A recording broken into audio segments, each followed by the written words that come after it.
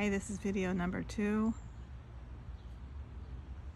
I'm at the cemetery in Salem, Massachusetts. Right now I'm watching a northern flicker up and a second one landed right on top of a grave. So there's 2 there. 2 northern flickers.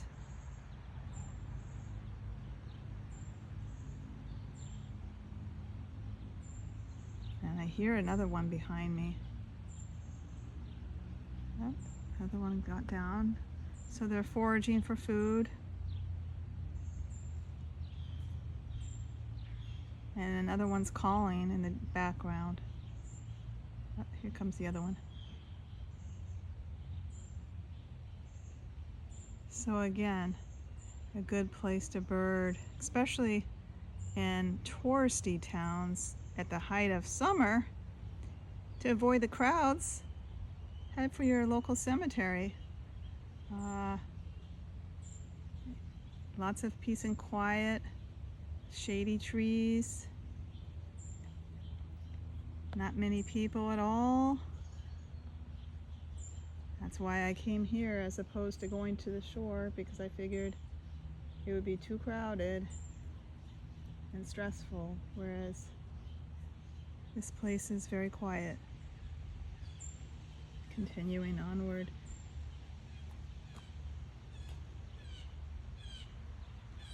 Uh-oh.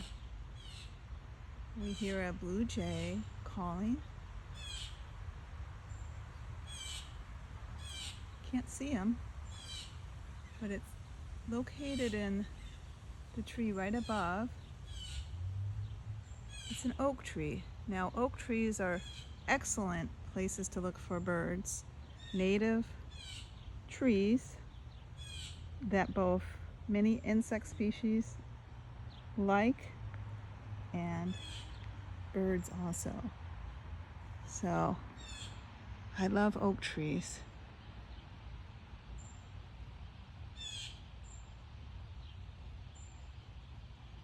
Where is he? He's up there somewhere. Oh, I see him. Let's see if I can.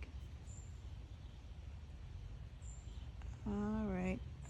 Fortunately, I'm unable to zoom in on him. But again, this is the challenges of birding often, is you can hear them, but then when you try to see them, they're on the move pretty quickly. So that is another thing you need to do if you're new to birding, is get good with getting on a bird with your binoculars. It takes practice also, but once you are able to do it, you'll be able to zoom in on a bird before it moves on. Again, over there are the flickers again, foraging further away. I didn't bring my binoculars today, just my iPhone. So again, big cemeteries are a great place to go for a walk and look for birds. And if you like plants, it's often a special treat to find lots of native plants in cemeteries.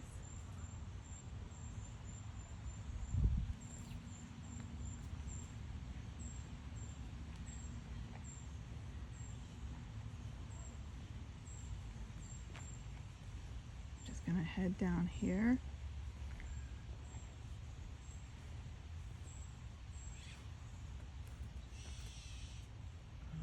Okay. We got some catbirds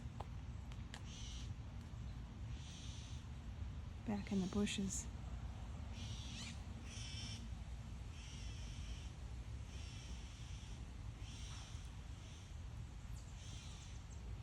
Catbirds are named for their mew calls that often sound very close to kittens. Up! Ah, it was 3 angry catbirds that just came out of the bush. They were chasing a common grackle.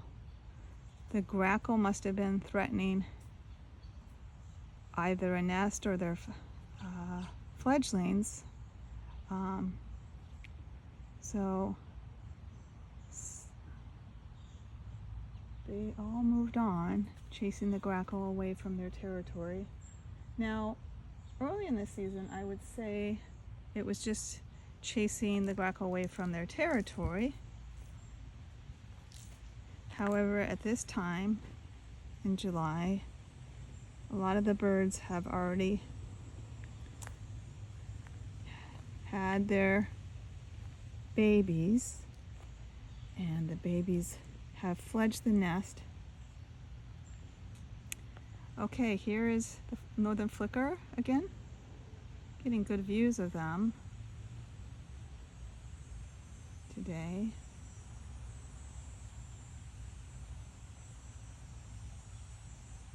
Foraging again.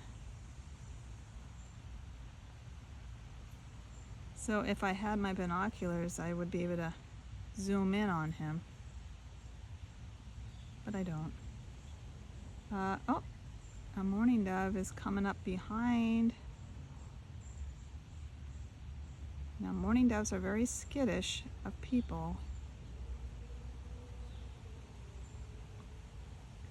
And so are northern flickers. It's hard to get much closer without them flying off. That's why a good pair of binoculars is recommended if you want to really get eyes on them. So the mourning dove is still making its way around the tree, foraging.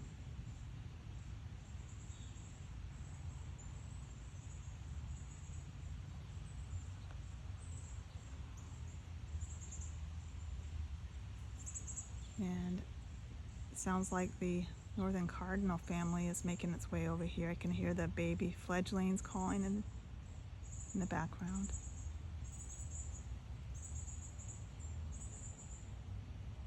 So it's pretty birdy here for the middle of the day.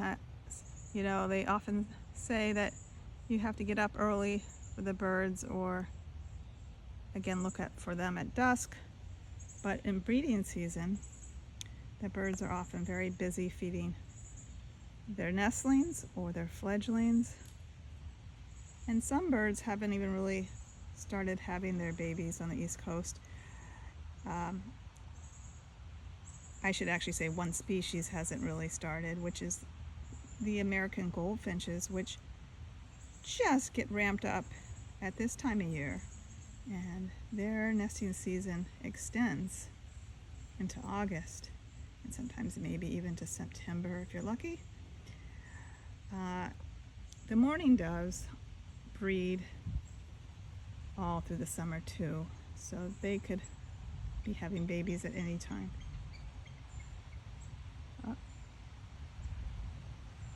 Northern flickers in the tree, making some calls.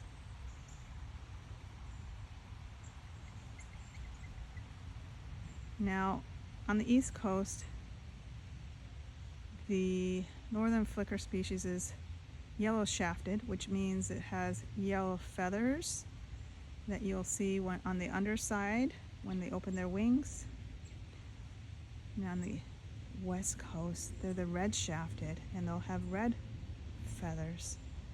And in certain areas, there's a crossover in the middle of at the area that the two species range meet. You might find either or a hybrid of both. So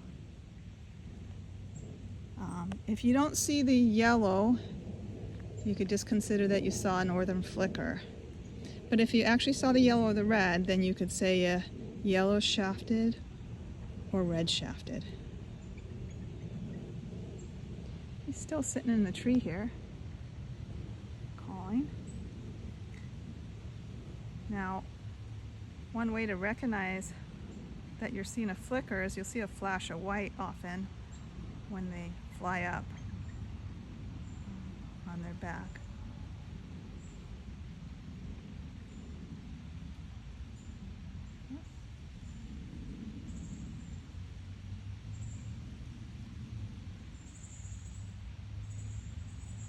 So again, the noise you're hearing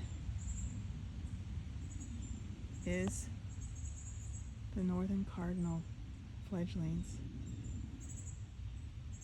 And in the distant background, you may hear a blue jay.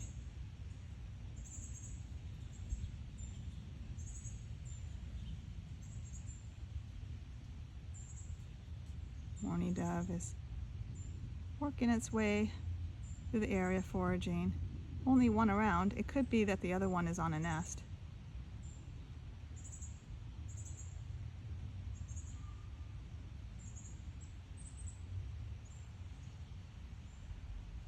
So definitely check out cemeteries when you're looking for birds.